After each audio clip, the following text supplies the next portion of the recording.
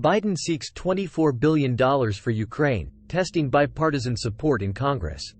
U.S. President Joe Biden asked Congress to approve about $40 billion in additional spending on Thursday, including $24 billion for Ukraine and other international needs, $4 billion related to border security and $12 billion for disaster relief. A senior administration official said the needs were great, and the White House was hopeful an agreement could be reached with Congress on the request, which covers only the first quarter of the current 2024 fiscal year. But the request could face opposition in Congress, where some far-right Republicans, especially those with close ties to former President Donald Trump, want to pare back the billions in assistance Washington has sent to Kyiv since Russian troops invaded in February 2022. Trump, the front-runner in the race to be the Republican presidential nominee in 2024, has been sharply critical of U.S. support for Ukraine in the war.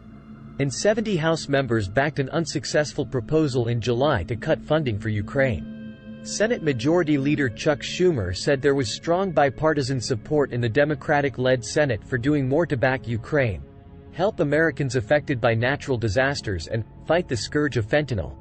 The latest request from the Biden administration shows America's continued commitment to helping Americans here at home and our friends abroad, and should send a clear signal to Vladimir Putin, the Chinese government, and others of America's resolve when it comes to defending democracy around the world, Schumer said in a statement backing Biden's request.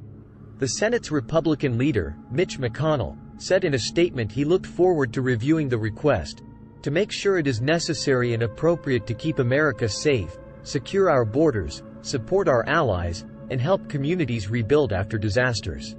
McConnell has strongly supported assistance to Ukraine, saying that much of the money is spent in the United States and citing the importance of the democratic world unifying against aggression, whether from Russia or China.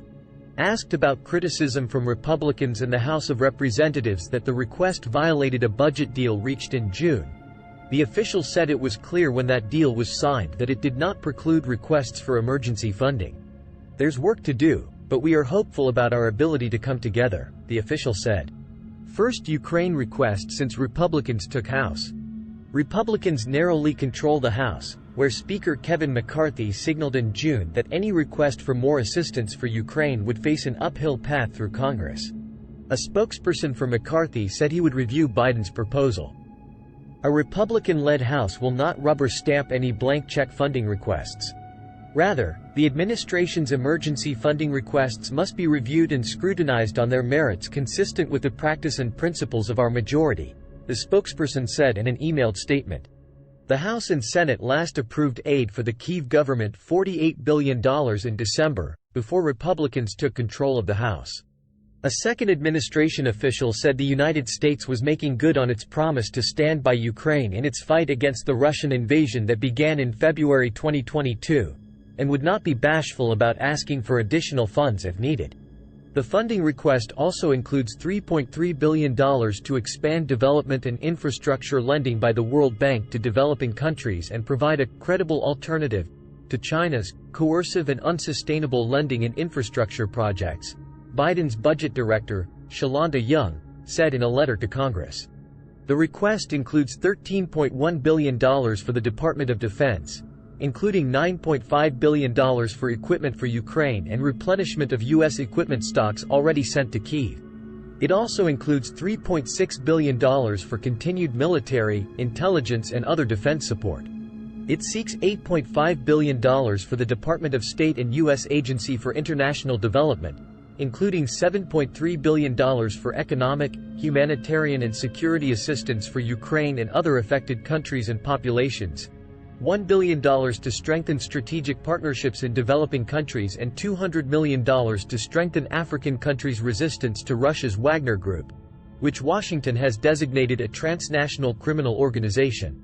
Wagner's chief, Yevgeny Prigozhin, has welcomed a recent coup in Niger and said his forces were available to restore order. Among other things, the package asks for $2.65 billion for the Department of Homeland Security, including $2.2 billion for border management operations, shelter and services for migrants released from DHS custody, and $416 million for counter-fentanyl activities.